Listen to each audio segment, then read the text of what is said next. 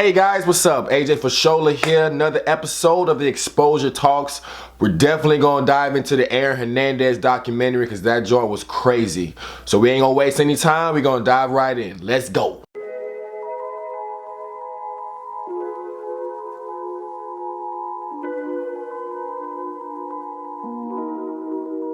So yesterday, I definitely took the time to check out the new Aaron Hernandez documentary that dropped on Netflix. It was very compelling. Of course, I am a football fan, I am a sports fan, so I was definitely hooked to see what happened to this star football player and his fall from grace, basically. And it was very nice to have a full insight into the mind of Aaron Hernandez and what he was going through to make him commit what I would say are 3 murders, 3 homicides of 3 people. You guys have to watch this. You guys have to go ahead and subscribe to Netflix and watch this documentary because this is crazy to think that Aaron Hernandez was this person off the field. Why? Why? Why? Why? Why? Why? After watching that documentary, that's all I could ask, like, end of the day, was just why? What did these people do for what? Why? So y'all trying to tell me Aaron Hernandez is gay? How, Sway? So he was gay. Hey, bro, come on now, dog. Come on, man. So the shocking part is going to hit you in the first episode. It comes out that Aaron Hernandez might have been a closeted gay man. Is he sirs? He ain't sirs. He ain't sirs. He was having a sexual relationship with his middle school to high school quarterback when they were younger, and he was actually a gay man, but because his father was such a strict, hard, hard-nosed guy, because his father was a football star. His father went to UConn. Aaron Hernandez's brother was a football star. He went to UConn. Aaron was raised in a very masculine household, so being gay was not an option. So of course being closeted was definitely what it was. And now people who were just probably casually watching this show or just probably just knew about the case or the murders don't truly understand how good Aaron Hernandez really was.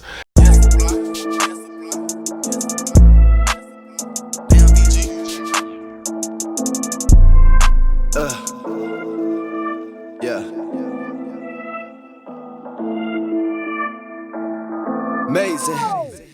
All these hoes wanna kick it. All these hoes wanna kick it. All these hoes wanna kick it. All these hoes wanna kick it. Yeah. All these hoes wanna kick it. All these hoes wanna kick it.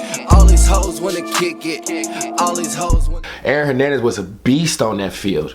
Aaron Hernandez, I mean, He was like the Travis Kelce, the George Kittles. He was all of that. He was a tight end by title. The dude was really out there catching passes and running in the backfield and all types of ways they were utilizing him. He signed a 5-year, $40 million contract as a tight end. And at the time, that was big money for a tight end. And he signed it at 23 years old. He was only 20 when he went to the league.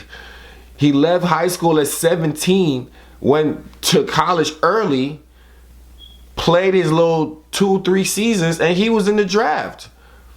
So yeah, that man was a beast. He was so cold with it. Like, man, if you watch the documentary, you will see that Aaron Hernandez was just going on a rampage. One of the sad things about it is that me as a football fan and a fan of the sport, I was actually really hoping that Aaron Hernandez didn't do the crime. So when I was watching the court proceedings and keeping updated, I was just hoping like, oh man, maybe he was there but he wasn't the shooter, so he shouldn't be, or whatever. But when you watch this documentary and you see the amount of evidence that they had against Aaron Hernandez, it is comical. That he left the blunt that he was smoking, that Odin Lloyd rolled up He left it on the scene. They got his footprints of his Retro 11 Jordans. They have the tire marks of the car that he drove that was a rent-a-car. He took the rent-a-car back to Enterprise, and it had the gum that he bought at the gas station, and it had the bullets. It had bullet gun shells in it. Like, what? And he just casually just took the car back. I don't understand. No, yeah, once that came out, once I saw that, I'm like, oh, there was no way he was getting out. And he thought he was getting out. If you watch the documentary, because you're going to see the phone calls he had between him and his kid's mom, he really thought he was getting out. Then this dude went to Boston and he basically killed 2 other men. 2 dudes that had no issues, no gang relations. They were just working men. He killed these 2 dudes basically because they stepped on his shoe or something. Now that's something else, man. That's crazy. They like step on your shoe, or they rubbed you the wrong way, or they look at you funny. Like, that is ridiculous. But hey, some boys gotta show that they hard. Some boys gotta show that they real and that they don't do stupid stuff like that. But he literally left the club, saw him, pulled up on him at the light, and shot both of them, emptied out the gun on them, pow, pow, pow, like 5 bullets into these 2 men in their car, and they were just having a regular night out, chilling. And he got off for that.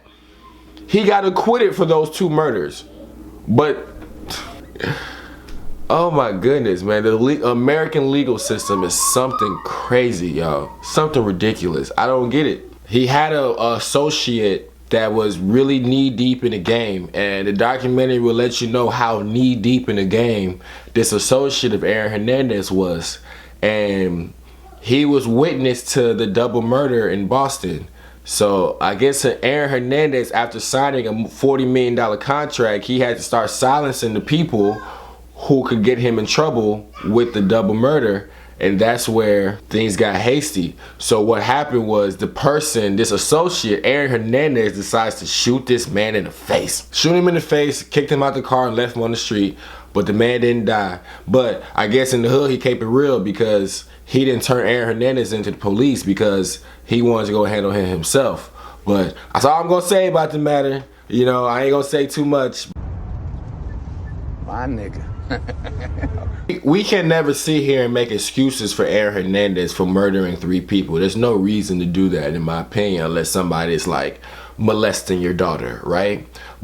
Aaron Hernandez dealt with some stuff. He dealt with some bull jive, people. His father died at 16. He had to hide his sexuality his whole life. His closest relative was dying of cancer. Once his father died, his mother took his cousin who had cancer, took her husband. And then once Aaron got his $40 million contract, his mom was like, you should have gave me $1 million and set me up for life. But because you didn't, this is karma coming against you. Now, me and my mother don't have the best relationship, so I can understand how relationships with your mother can kind of like hinder you.